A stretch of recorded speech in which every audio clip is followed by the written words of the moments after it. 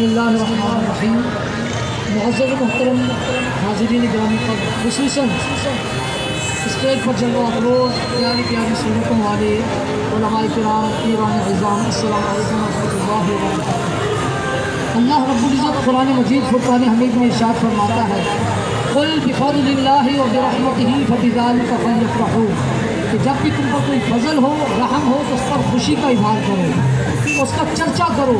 اور ساتھ ہی ساتھ اللہ تعالیٰ یہ بھی فرماتا ہے، وَإِن تَعُدُّوا نِعْمَةَ اللَّهِ لَا تُحْصُوهَا، میری نعمتوں کو گننا چاہو تو گن نہیں سکتے۔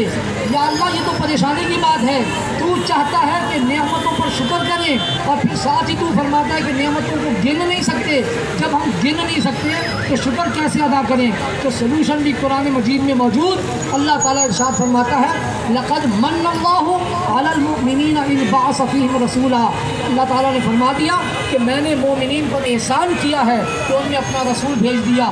ہم سمجھ گئے یا اللہ تو نے نعمتیں تو بہت دی، کسی نعمت پر تو نے احسان نہیں جتلایا، ایک نعمت دے کے تو نے احسان جتلایا، تو لہذا ہم بھی سمجھ گئے کہ جتنی نعمتیں ہیں ان پر ہم شکر ادا نہ بھی کریں کہ چلے گا، مگر جس نعمت پر اللہ نے احسان جتلایا اس پر شکر ادا کریں گے تو سب نعمتوں کا شکر ادا ہو جائے گا۔ اسی وجہ سے ہم میلاد مناتے ہیں، پیارے آقا کی آمد کا چرچا کرتے ہیں اور خوشیاں مناتے ہیں، ایک دوسرے کو مبارکباد پیش کرتے ہیں۔ کیوں؟ اس لیے کہ اللہ تبارک و تعالیٰ کی ڈیمانڈ بھی تو یہی ہے۔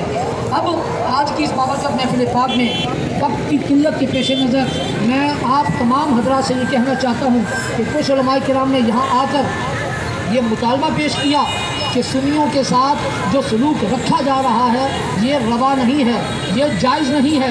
ابھی حال ہی میں 2 دن پہلے شمس العلوم جامعہ رضویہ میں حقوق اہل سنت کانفرنس منعقد کی گئی اور اس میں ہم نے حقوق اہل سنت جن کو کہ غصب کیا جا رہا ہے اس کے تعین کے لیے وہاں پر بات کی۔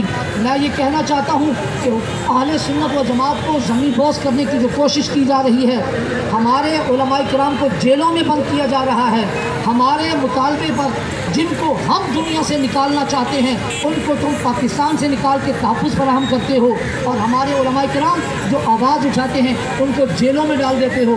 جو دشمن ہیں، اسلام کے دشمن ہیں، ان کو سیف پیسج دے کر دوسرے ممالک میں بھیج دیا جاتا ہے۔ یہ رویے اب برداشت نہیں ہوں گے۔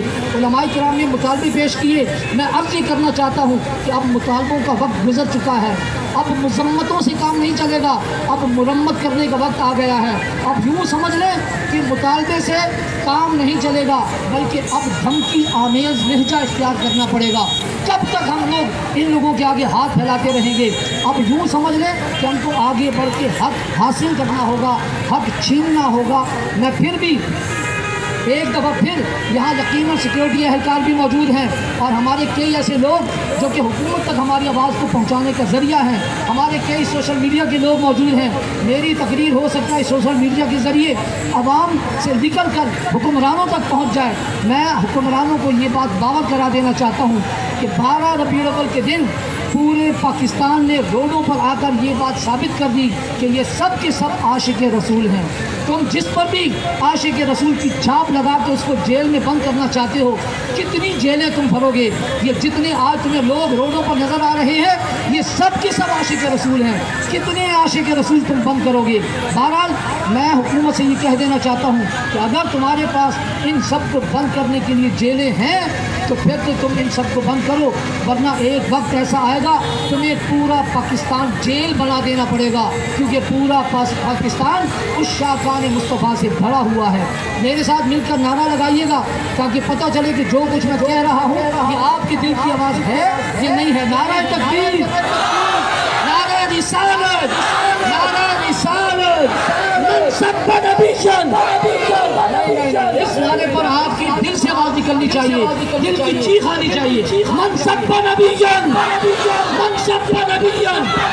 بھائی پیچھے والے نہیں چاہتے جو گستاخ رسول اس کا قتل کر دیا جائے؟ اگر تم لوگ بھی چاہتے ہو تو میری آواز میں آواز ملاؤ، من سب نبیًا۔ ابھی بھی کچھ لوگوں نے سستی کا مظاہرہ کیا، میں ایک چانس اور دیتا ہوں، من سب نبیًا، من سب نبیًا۔ اور آخر میں میرا مشہور نعرہ، میں ہمیشہ اپنی تقریر کا اختتام اس نعرے پر کرتا ہوں کہ اتحاد علماء اہل سنت پاکستان زندہ باد، اتحاد